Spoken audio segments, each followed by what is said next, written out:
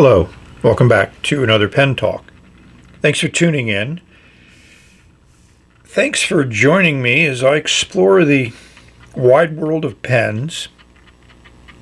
And yes, we have a pen on a turntable held up by a 3D printed pen stand, which I think is a perfect match to the pen. So, first thing I would ask is how many of you recognize the pen? Raise your hand. This pen was lent to me by a fellow pen nerd who is local. He sent it through the mail. And I'm happy that he did, because it's certainly a pen that I hadn't had on my radar. And I do like it. So it is the Gravitas by Walsh design. He has a line of pens, Gravitas. There's the fountain pen and there's a ballpoint. So this is really a minimalistic design. It has some very nice, interesting features with it that we will explore. We'll compare it to some other pens, which I think are worth comparing it to.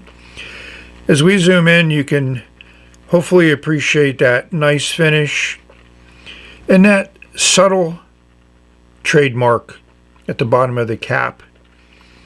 You know, it's a nice writing instrument, and one that hopefully, after the end of this video, you'll be able to appreciate it and decide whether it's something you might want to use. Let's look at the packaging. So this company is interested in being environmentally friendly, so it's a totally recyclable package.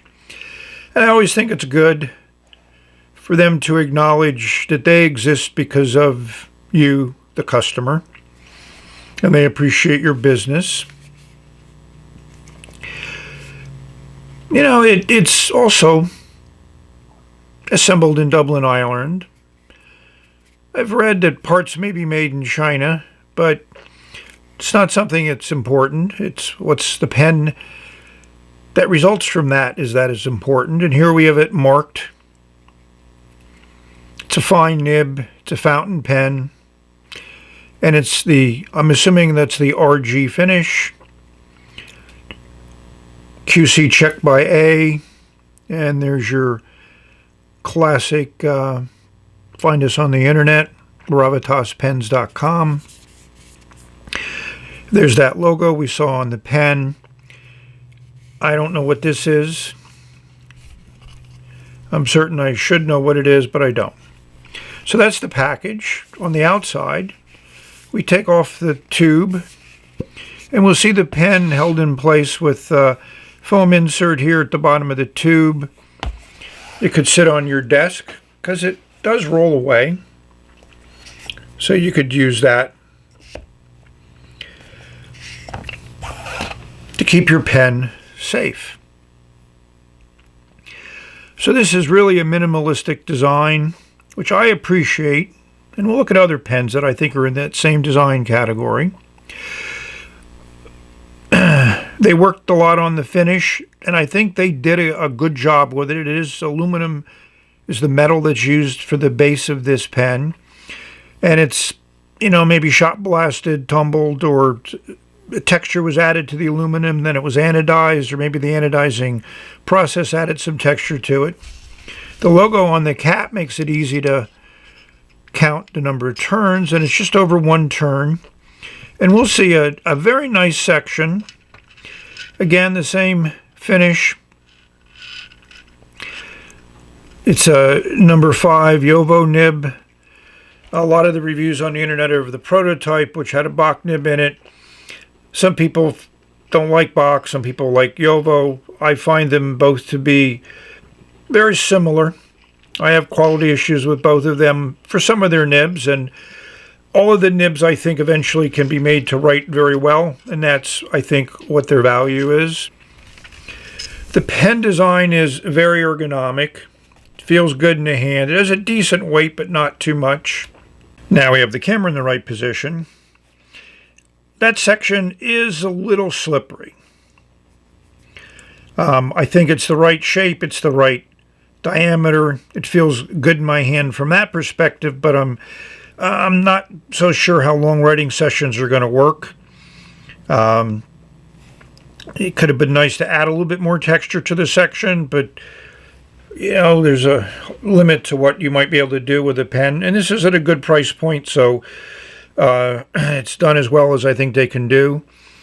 I think that's a very nice beveled edge there at the bottom of the section, so you can hold it up there if you want. That number 6 nib, that's not something I'll be doing. So one of the downsides of the design is it doesn't post. It was not designed to post. Some of the prototypes had threads here at the barrel to allow you to post it, but that was removed in production. And I'm not someone who has to post a pen, and I find this pen to be very comfortable without posting. And if you want to place the cap someplace, just set it down like that, and it'll work fine.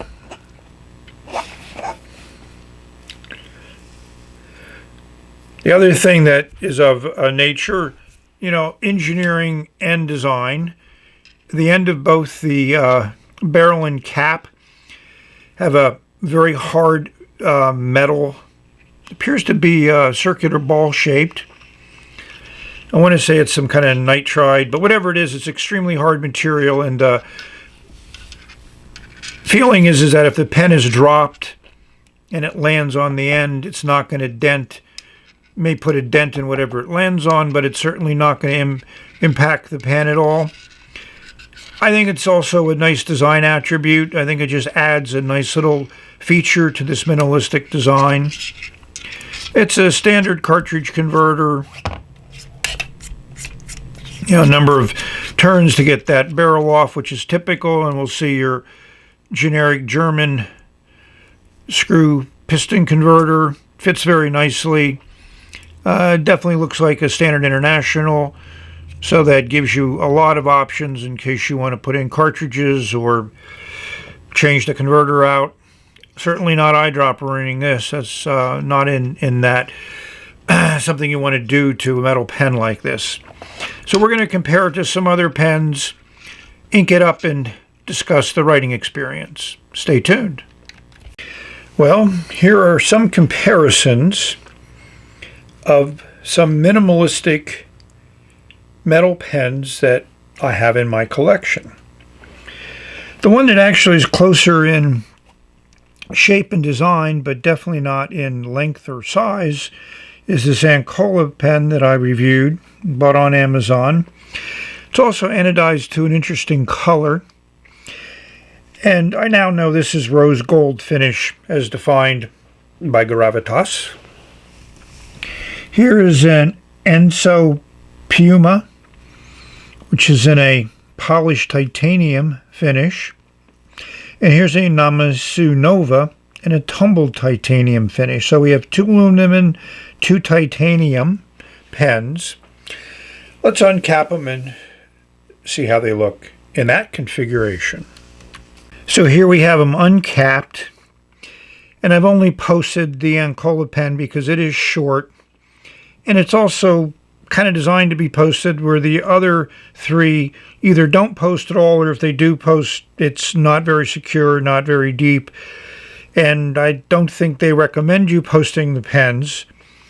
But the length of the unposted pen is quite nice in these 3. The titanium ones obviously weigh a lot more. We'll give you the weights of these 4 pens just to put them in perspective. Let's zoom in on the section and nib end. Well, we do have 3 of the larger pens with the number 6 nibs, the Jowo, the Bock titanium, and a Bock stainless steel. The sections are all pretty different with these 4 pens. Here we have the just conical section on the Namasu. The Enso has a nice flare out, so it's conical until it gets to the end and then it flares out. Similar design to the Ancola. And the Gravitas is also a similar design with a flare out at the end. So all of them have that. Well, 3 out of 4 have the flare out at the end, where the Namasu does not. If we just scroll up a little bit and look at the threading, we'll see block thread, and fine thread, and fine thread. Gravitas specifically made this multi-threaded, so that's why that cap comes off in about one turn, even though there's fine threads there. This takes a number of turns to get off, and these two also come off with a very small amount of turns to get them off. So 3 out of 4 uncap easily and quickly. So some have said, it looks like a tactical pen design, and I would say that no, it doesn't. So here's a tactical pen with a carbide metal tip with a fairly sharp conical point on it, versus the Gravitas, which is a very rounded point. Could both of these be used to knock out a car window? And the answer to that is probably yes, but this one's going to be a lot easier because it has the knurling on it, so you can really grip it. It has a nice weight to it. Let your eyes say, which one do you think is a tactical pen? I've been into brown inks recently, and this is an ink I have not used in a while. I'm glad they put the color of the ink there, because there's nowhere anyplace else. Yes, it cost me $17.50 at a pen show a few years ago. And I was into sepia inks. This is the worst packaging to me of any ink I've ever seen. That's useless. This bottle falls over. It's really cheap injection molded plastic with the ugly seam in it. Supposedly you can do something with this. I don't know. You know, filling it is a pain in the butt. Enough of the bottle. Here's the color card, and it's really a brown. It's kind of hard to put this in the sepia family because I think it should have some other components other than brown or a little bit of red. And if we look at the chromatography, we'll see basically what we would expect. No water resistance, light brown going into darker brown. Why they call it sepia? If you know, let me know. I've had the pen for a while. I've written with it in a number of different papers. Haven't written any letters with it yet, and I may not. Overall, and here we go into my editorial part of the review. The pen to me is more art than pen, more design than function, more form than function. And the form is absolutely beautiful from my perspective. The finish looks nice. It feels okay until you have to deal with the section, which, as I mentioned, as I wrote with it more and more, I just didn't find it comfortable because you don't have traction between your fingers and the section, so your fingers move around, in my view, more than I like. And I do like to move my fingers around when I write, hopefully not rotating the nib too much, but I just never got comfortable writing with this pen. We'll give you the dimensions of the section. The section was fine. The overall dimensions are fine, but they just should have done something more to put some additional texture onto that section. You don't feel the threads, that angle they have on the step up is just great. So you can hold it anywhere. It doesn't, cause any, strange feelings from those parts of the pen. And that, little upturn at the end is also nice. I like that because you know where you're at. So overall, I think I'll use a phrase that a pen reviewer used. It's kind of eck. I would love to love it for the sake of it being a nice, interesting design out of Ireland. You could say my first Irish and only Irish pen. But if I don't like writing with it, then that kind of defeats the primary purpose of the instrument. So enough editorializing, let's put nib to paper.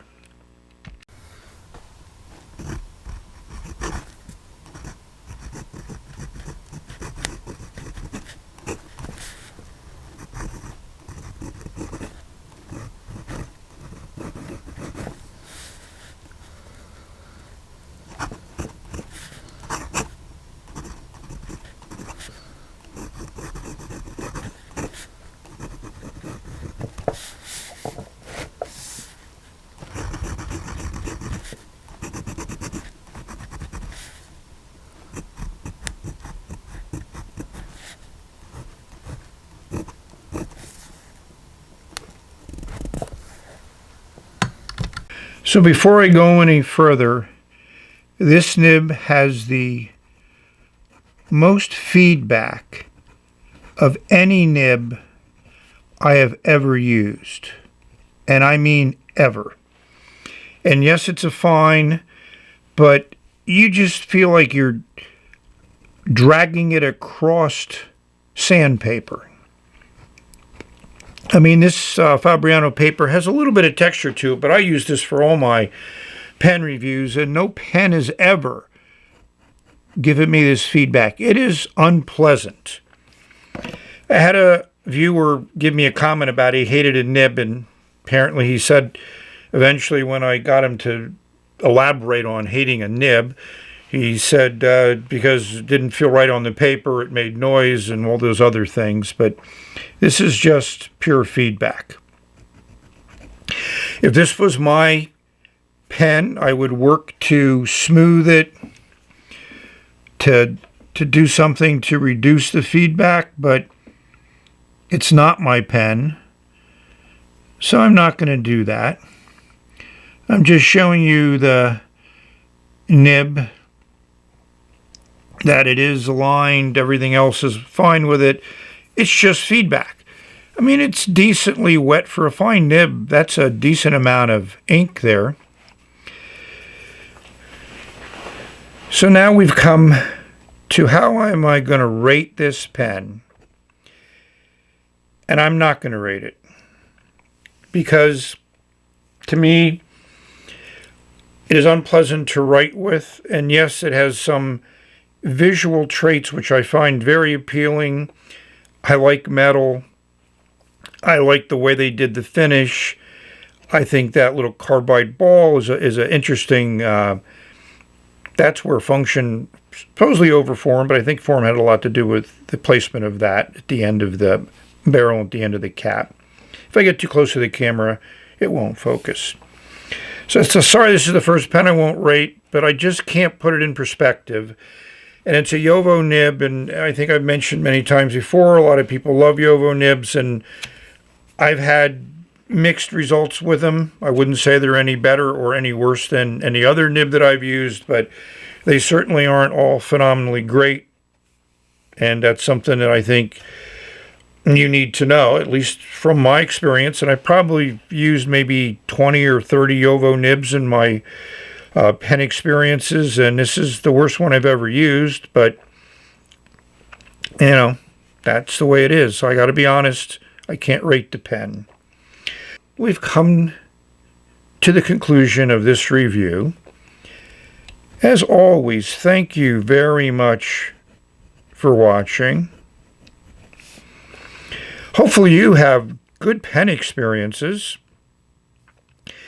and don't let the fact that I don't rate it, if you love this design, and it is a good price for a metal pen, it's worth exploring. Maybe you get a different nib, if you're into using nib meisters, or if you're comfortable tuning your own nibs. I'm certain this nib could be brought into being a good writer. But as received, it is not. So I wish all of you are safe, healthy, and happy, enjoying your pens, putting some ink on paper, sharing that ink with someone, or sharing it with yourself a little bit later. Whatever works, as long as you start with ink on paper. So this is the end, You know, it starts up right away. There's no drying out issues or anything else, so that works. But I don't like writing with it. We're going to say bye until the next video. Hope you have pleasant writing experiences.